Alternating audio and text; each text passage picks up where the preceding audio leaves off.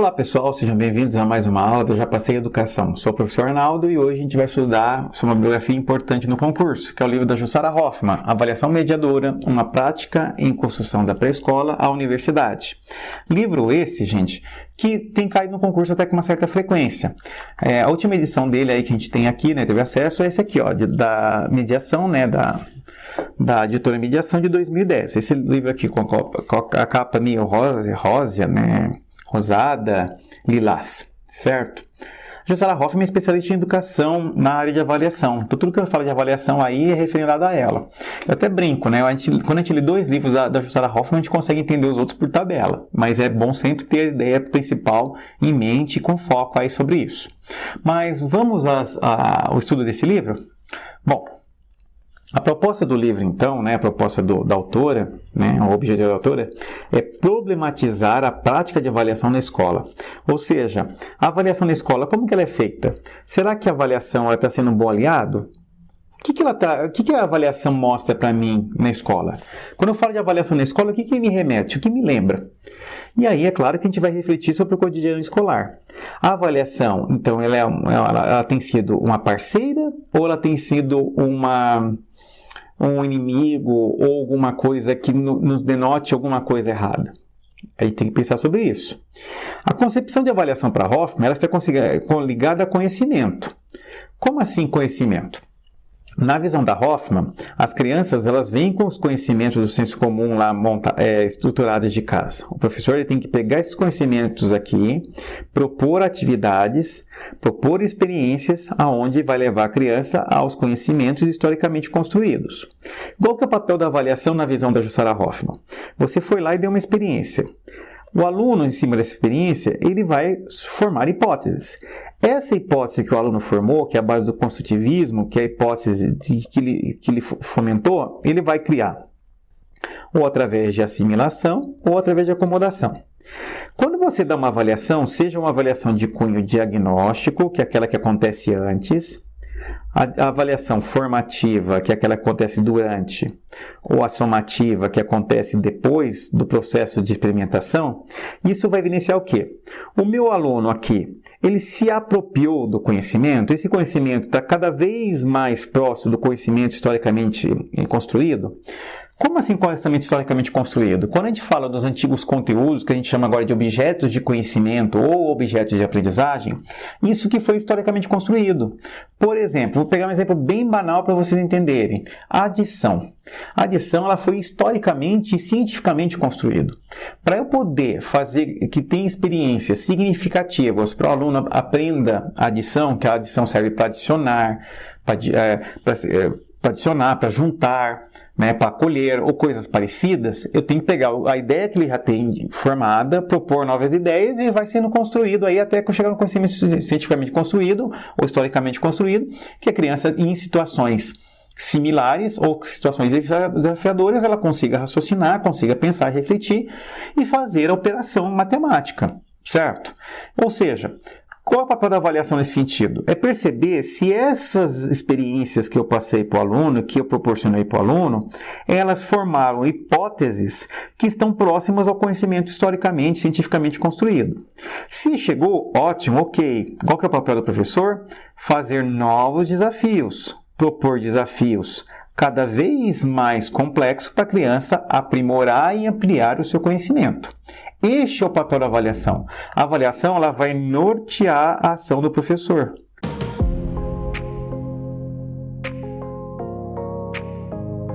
Vamos supor que o aluno, você apresentou uma certa experiência e o aluno não conseguiu entender.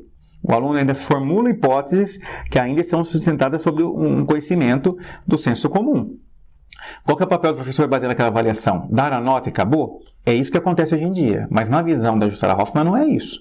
O aluno não conseguiu se apropriar daquele conhecimento. E aí? Então tem que proporcionar novas experiências. As experiências têm que ser desafiadoras, ou seja, não pode ser nem muito fáceis, porque não tem desafio, e nem muito difíceis, que ele não consiga fazer. E aí, a avaliação vai ser um norte. Quando eu estou falando avaliação aqui, gente, eu não estou falando avaliação em caráter de prova, não é isso. As provas objetivas escritas no papel, elas são instrumentos que a escola pode e deve utilizar, mas não exclusivos, como hoje acontece. Que a prova hoje em dia ela é sentenciosa, você dá a prova para o aluno e você determina o aluno sabe ou não sabe. Coloca a nota e nunca mais trata com ele sobre esse assunto. Nesse sentido, o professor tem que ter uma ideia que ele tem que formar novas ideias, novas metodologias, novas propostas para que aquele conhecimento ele aconteça da maneira que propicie o conhecimento. Então, a avaliação na concepção da Hoffman é para isso. Ela tem que estar alinhada ao conhecimento, não para medir, para julgar, para classificar, para determinar. É esse tipo de avaliação que ela critica tanto. Nesse sentido, a avaliação mediadora exige observação individual de cada aluno. Então o aluno foi lá e você deu, sei lá, tinha uma atividade onde a criança tinha que fazer um raciocínio que 7, por exemplo, mais 6, isso aqui é bem genérico, tá, gente? Teria que dar 13, a criança colocou 12. E aí o professor não pode simplesmente marcar errado. Você tem que chegar na criança e falar assim, nossa, fala para o professor daqui o que você montou. Ah, 7 o quê? Por que é 7? Ah, é 7 bolas. Ah, tá, e esse 6? Ah, porque ele ganhou mais 6. Tá, com 7 mais 6, quantas bolas ele ganhou? 12. É isso mesmo? Ah, tá. Como você pensou aqui? Que 7 mais 6 como? Ah, eu fiz risquinhos. Ah, como você fez risquinhos? E a criança vai expor. 1, 2... Aí vai formando a hipótese e o professor vai entendendo.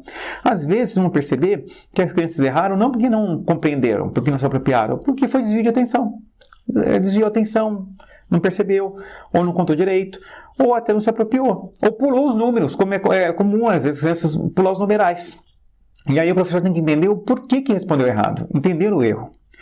Tem que ser também atento ao seu momento do processo de construção do conhecimento, ou seja, com um valor mais formativo. Ele não pode ser somativo de final. Ele tem que saber o diagnóstico, que o aluno sabe antes, tem que ser formativo, ou seja, como ele está construindo essa ideia. E nesse sentido, o professor sempre vai mediar. Ele vai fazer boas perguntas.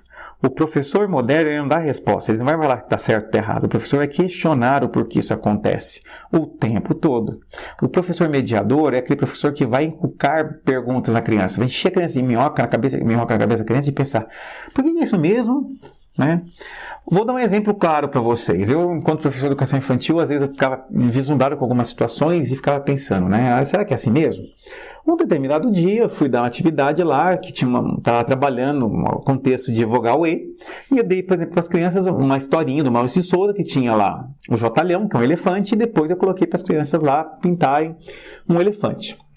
E a criança, de repente, foi lá e pintou o elefante de azul, né? E aí eu falei pensando, nossa, que criança criativa, né? Ela pintou o elefante de azul. E aí eu fui perguntar, olha fulana, por que você pintou o elefante de azul? E as crianças falaram assim, ah, mas o elefante da história é o elefante verde. Ah, mas o elefante verdadeiro é o elefante cinza. Ah, o elefante também existe o elefante branco. E aí foi criando a expectativa no grupo das crianças. Sabe o que a criança me respondeu? Ah, eu pintei de azul porque um lápis verde tinha quebrado a ponta. E os outros eu achei feia a cor. Então, consegui entender? Então, a criança ela não pintou de verde, como era o Jotalhão da história lá do Maurício de Souza, porque o verde era a ponta quebrada. Então, ela podia saber. Então, se eu, por exemplo, fosse julgar, eu podia falar, puxa vida, eu mostrei que o elefante da história era verde e ela pintou de azul. Por que será? Ou ficar imaginando, ela é criativa, ela imaginou um elefante azul. A gente tem que entender o porquê que aquela construção foi feita. E o papel do professor é esse. Né? Então aquela criança, ela só pintou de azul por quê? A comanda principal que eu dei é, vamos pintar o elefante? Não importa a cor, ela foi pela comanda principal. E ela argumentou bem comigo, a ponta estava quebrada e eu resolvi pintar dessa maneira, tá certo? É uma coisa que as crianças comumente fazem. Bom, ela fala que quando a avaliação ela é mediadora, ela vai lutar então por uma escola de qualidade, uma escola que esteja preocupada em proporcionar que as crianças tenham uma construção dos conhecimentos, construção essa que vai ser por hipóteses, e a criança vai se apropriar desses conhecimentos. Esses conhecimentos eles são fundamentados em habilidades, e esse conjunto de habilidades vão formando competências. Ou seja, a competência ela é muito mais abrangente que a habilidade.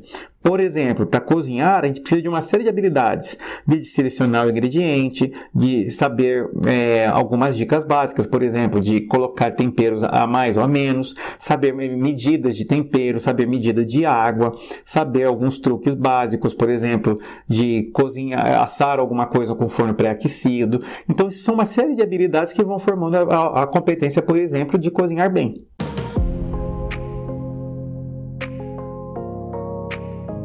certo? Então, esses conhecimentos que vão sendo apropriados vão formando habilidades que o professor tem que colocar avaliações que coloquem em jogo como essas habilidades e competências entram no dia a dia, certo? Bom, ela critica o sistema tradicional de avaliação que enfatiza a testagem. O que é testagem? Você faz teste como concurso, onde você tem que ir lá responder e você tem lá 6 acertos, 7 acertos, né? E assim por diante. Ela fala que a avaliação nesse sentido ela não vai promover, porque na verdade você vai julgar. E quantos de nós já fizemos uma prova, ou por exemplo, um concurso, a gente errou a questão e aí nunca mais foi tratado com a gente. E aquela questão que nunca foi mais tratada com a gente ou não aprendeu, se a gente não foi atrás, a gente não sabe, e vai ficar acumulando como uma bola de neve, uma bolinha de neve no topo de uma montanha. A gente não sabe aquele assunto, e aquele assunto vai ser trabalhado em outras questões, e a gente vai continuar não sabendo. E o professor não volta nesse quesito. Bom, ela fala da questão também da problemática do acesso e permanência, né? A gente sabe que a LDB, né, a Constituição Federal, ela fala que as crianças elas têm que ter o direito ao acesso, também chamado ingresso, e garantir a permanência. Então, hoje em dia, mais crianças frequentam a escola, né? Hoje em dia, pelo menos aqui no estado de São Paulo, na cidade de São Paulo, é muito comum que as crianças da idade obrigatória de 4 anos em diante, elas consigam uma vaga sem muitas dificuldades. Mas a permanência, a gente sabe que o controle sistemático aí depende de uma série das questões. As crianças ainda não é 100%. As crianças não permanecem na escola. E aí tem um outro problema, a questão do fluxo. Se as crianças entram na pré-escola com 4 anos, o correto é sair lá no ensino fundamental com 14 e no ensino médio com 17. Estão saindo assim? Não, a gente sabe que tem ainda muito problema da repetência, da evasão escolar e da reprovação escolar. E a Jussara Hoffmann é bem enfática nesse ponto. Ela fala o seguinte, não é fazer a criança repetir, não é a criança ser reprovada que vai fazer ela aprender. Por quê? Porque geralmente as crianças que têm dificuldade de aprender, quando elas são reprovadas, no ano seguinte elas vão ter contato com os mesmos tipos de livros, os mesmos materiais, as mesmas metodologias. Não é fazer de novo, é fazer diferente. E nesse sentido, o professor tem que perceber que se o aluno tem dificuldade, ele tem que sanar essas dificuldades, propondo novos desafios, propondo novas metodologias. Quantos de nós já trabalhamos em escolas onde no primeiro bimestre o professor falou assim, esse aluno aqui vai ser reprovado? Puxa vida, são 4 bimestres no ano. E o professor já sentenciou que no primeiro bimestre, através de uma prova escrita, aquele aluno provavelmente não vai passar. Ou seja, está colocando a responsabilidade de toda a parte profissional dele na mão do aluno, como se o aluno fosse responsável. E muitas das vezes, quando o aluno vai é reprovado, ele realmente que é o culpado, quando na verdade não é, ele não teve assistência ou apoio para isso. Então é importante que a permanência seja uma permanência que seja acolhedora, que seja inclusiva, que realmente busque uma escola de qualidade centrada, então, na apropriação de conhecimentos, na construção de conhecimentos esses que vai usar para habilidade e competência. Qual que é o papel da escola nesse processo? Né? Então, a escola tem que perceber que a educação é um direito da criança e o compromisso da escola em torná-la capaz de reivindicar. Ou seja, de ela ser capaz de aprender, de ela ter desafios que ela possa se apropriar desse conhecimento, construir hipóteses, verificar o erro. E quando tem o erro, o professor tem que ser mediador, trabalhar a questão do erro, porque o erro, ele não é que ele tem que ser corrigido, o erro ele tem que ser ajustado. Ele tem que perceber que aquela construção que ele formou não é uma formação, não é um conceito historicamente construído.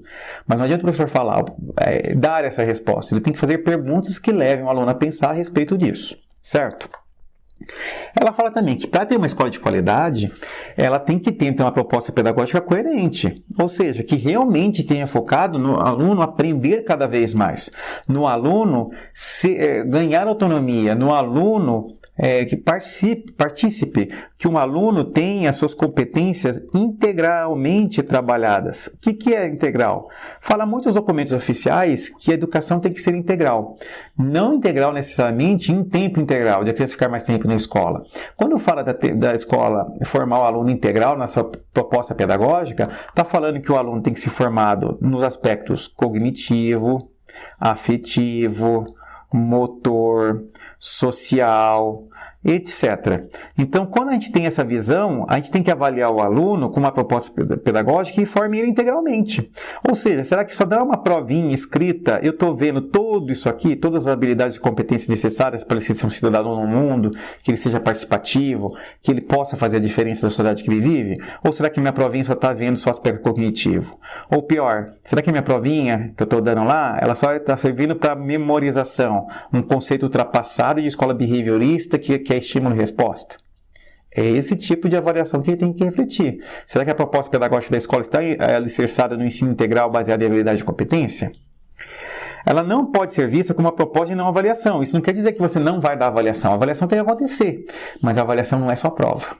A avaliação não é só escrita. A avaliação não é só teste. A avaliação é muito mais abrangente do que isso. Mas aí você podia falar para mim, mas Arnaldo, a gente vai prestar um concurso público onde a seleção é feita através de uma prova. Sim, eu entendo, e realmente, a forma de seleção por concurso público ela não é uma seleção, de certa forma, mediadora. Por quê? Porque você vai responder uma série de questões, onde vai avaliar quem tem a capacidade de interpretar ou quem tem a capacidade de ter aquele conceito, aquele objeto de conhecimento apropriado. E isso não quer dizer que a pessoa que fez aquelas escolhas, ela atue daquela forma. Quantos de nós conhecemos professores que são concursados, mas não são bons professores? Ou quantos de nós conhecemos bons professores, mas que no concurso público não passam? É claro que o cursinho preparatório que vocês estão fazendo agora, a gente tem o intuito de mostrar dicas para vocês que são professores comprometidos a serem aprovados no concurso. Mas, acima de tudo, a gente não pode se acomodar. Eu tenho que passar no concurso a ideia do autor, é o que o autor pensa. Mas uma coisa eu digo para vocês, quando a gente começa a entender a ideia do autor e começa a colocar em prática, a gente se torna melhor profissional.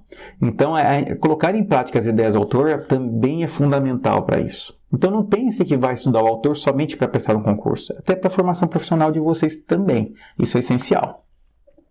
Bom, então a não avaliação, ela fala que não é que tem que não ter. A gente tem que encontrar meios diferentes, seja através da oralidade, seja através de observação do cotidiano, seja a questão do relacionamento que as crianças têm criança com criança, seja nas situações de desafio, enfim. Várias formas de avaliação, não somente as escritas como eu falei. E ela coloca uma questão. Como os professores vêm interpretando propostas de promoção automática?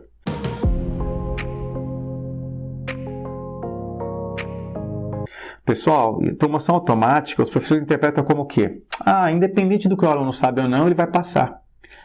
Essa ideia de promoção automática ela está equivocada. A promoção automática são mecanismos para que a gente evite a retenção escolar.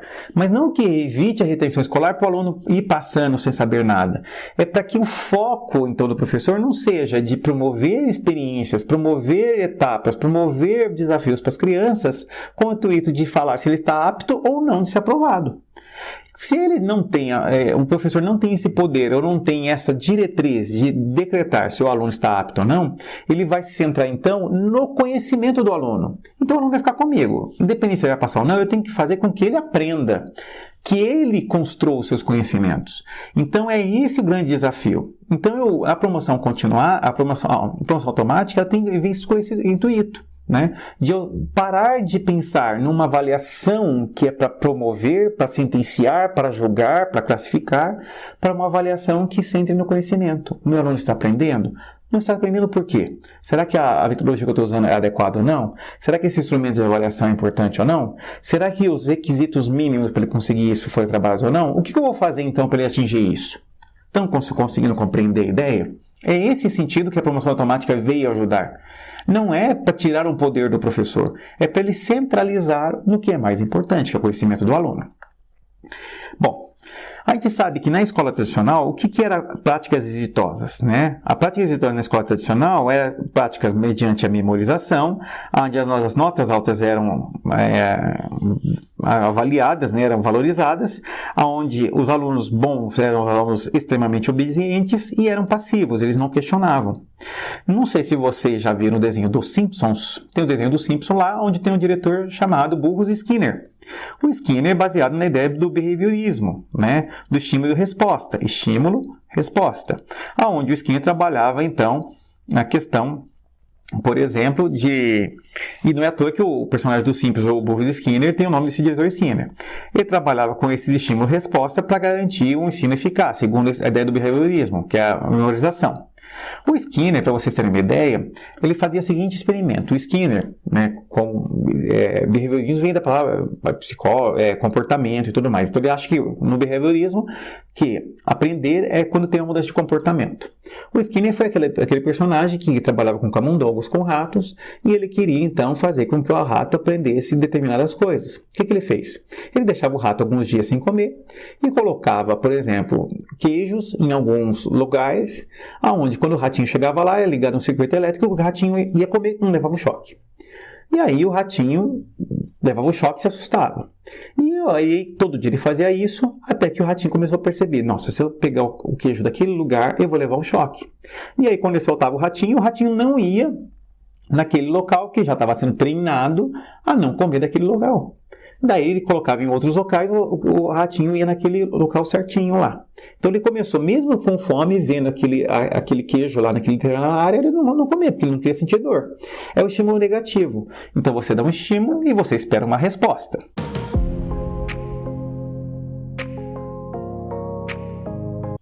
Lá na Rússia existia um outro cara chamado Pavlov, que era um precursor também do Skinner, que também trabalhava a mesma coisa.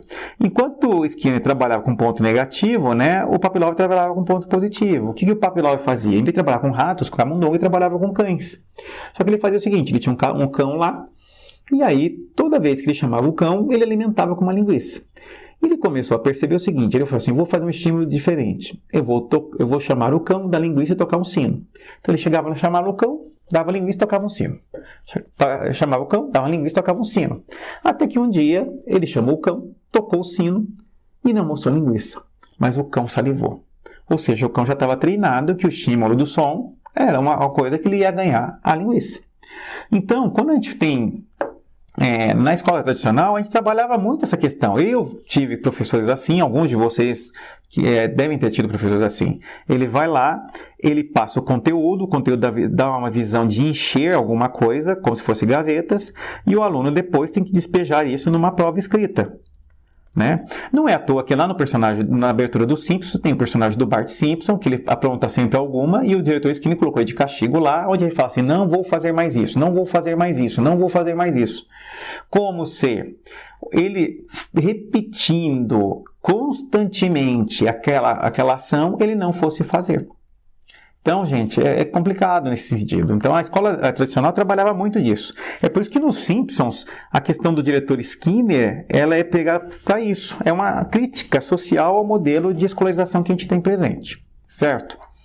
E é claro que aí a gente tem que pensar o seguinte, que a escola, uma escola de qualidade, ela tem que desenvolver o máximo possível a aprendizagem do aluno, a compreensão, a estimular o questionamento e a participação dos alunos, porque é nessa hora que ele vai formar hipóteses, formar ideias, participar, vai trabalhar as questões de habilidades cognitivas, afetivas, socioemocionais e tudo mais.